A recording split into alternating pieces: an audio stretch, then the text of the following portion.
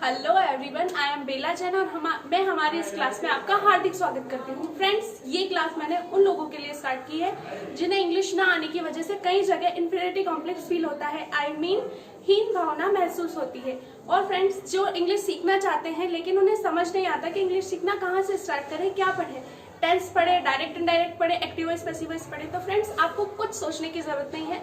मैं 100% आपको विश्वास दिलाती हूँ कि आप इंग्लिश सीख सकते हैं। आपको सिर्फ पेशेंस रखना है और स्टेप बाय स्टेप मुझे फॉलो करना है। एंड फ्रेंड्स, ये वीडियो उन स्टूडेंट्स के लिए गिफ्ट है जो लॉकडाउन में घर पर हैं और अपनी इंग्लिश राइटिंग स्किल्स को इम्प्रूव करना चाहते हैं और जिन्हें ग्रामेटिकल मिस्टेक्स की वजह से कई बार मार्क्स कम मिलते हैं।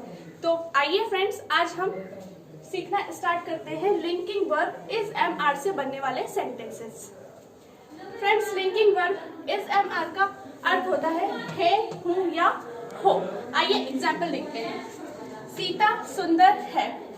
इस सेंटेंस में सीता सब्जेक्ट है। इसे एज इट इज, जहां हिंदी के सेंटेंस में ये फर्स्ट प्लेस पे आ रही है, वहीं यहाँ इंग्लिश के सेंटेंस में भी इसे सबसे पहले लिखेंगे। सीता। इस सेंटेंस में है वर्ब और है के लिए हम यूज करेंगे यहाँ इज। और सुंदर को इंग्लिश में कहा जाता है ब्यूटीफुल।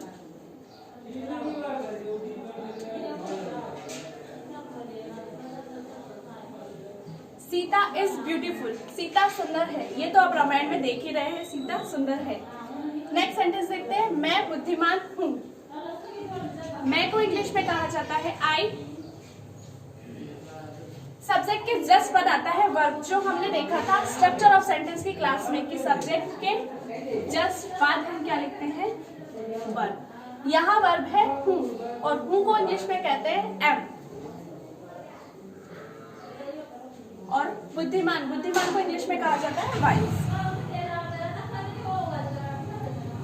तो देखिए, ये हमने चुटकियों में हिंदी से सेंटेंस इंग्लिश में ट्रांसलेट कर दिया। आइए नेक्स्ट सेंटेंस देखते हैं। वे उदास हैं। वे को इंग्लिश में कहा जाता है दे।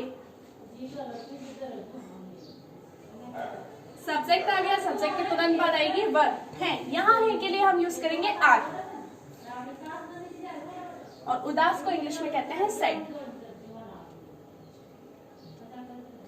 एंड नो फ्रेंड्स, ये देखने के बाद आपके मन में एक डाउट आया होगा कि यहाँ तो हमने है के लिए इसको यूज किया है और यहाँ हमने है के लिए आर को यूज किया है, ऐसा क्यों?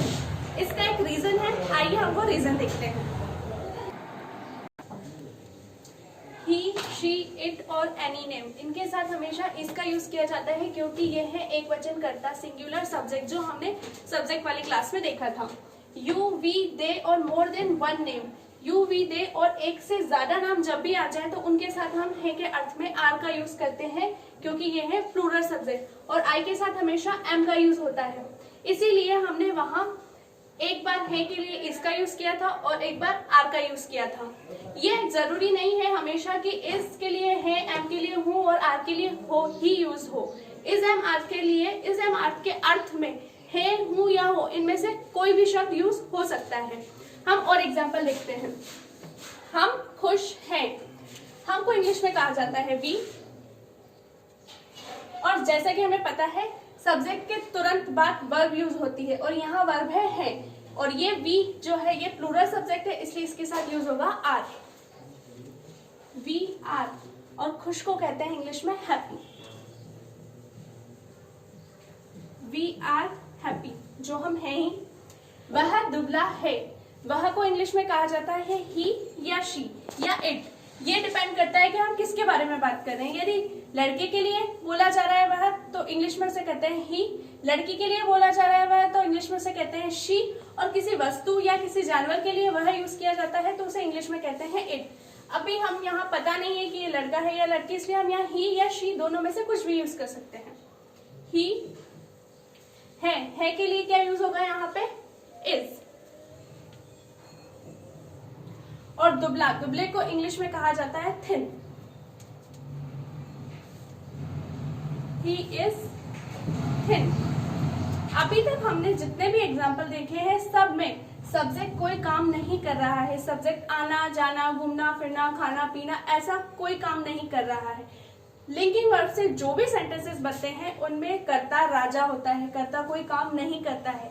अभी तक हमने जितने भी सेंटेंस बनाए हैं उनमें हमेशा सब में कर्ता की विशेषता बताई जा रही है, या तो वह खुश है, दुबला है, बुद्धिमान है, खूबसूरत है।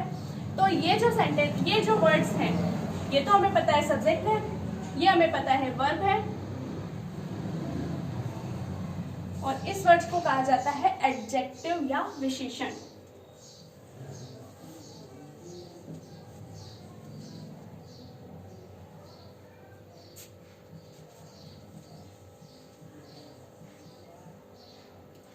अब आपको क्या करना है, आपको जितने भी विशेषण हैं उन सबके साथ सेंटेंस बनाने हैं, सेंटेंस की प्रैक्टिस करनी है। अब हम देखते हैं दूसरे तरह के सेंटेंस। वह डॉक्टर है, इसमें उसकी विशेषता तो बताई जा रही है कि वह डॉक्टर है, लेकिन उसके बारे में इंफॉर्मेशन भी दी जा रही है कि वह डॉक्टर है। वह को इंग्लिश में कहा जाएगा ही या शी। ही है के लिए यहाँ क्या यूज होगा, इज, क्योंकि सिंगुलर सब्जेक्ट है। ही इज डॉक्टर,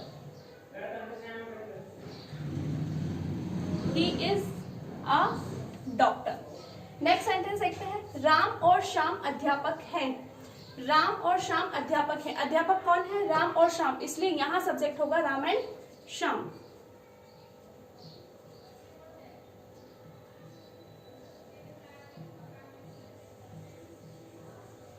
है के अर्थ में यहां यूज होगा आर, और अध्यापक को इंग्लिश में कहते हैं टीचर।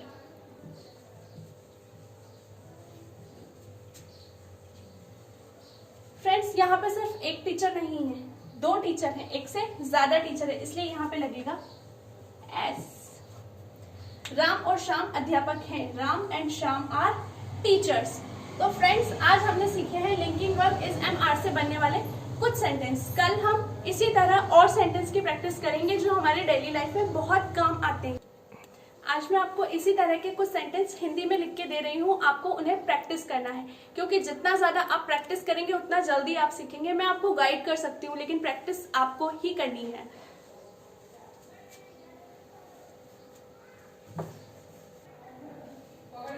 ये एग्जाम्पल्स आपको ट्रांसलेट करने हैं, और आज पूरी क्लास में यदि आपको कोई डाउट है तो वो डाउट आप कमेंट सेक्शन में लिख सकते हैं, हम उसे अगली क्लास में क्लियर करेंगे। और तब तक के लिए प्रैक्टिस करते रहिए। बाय।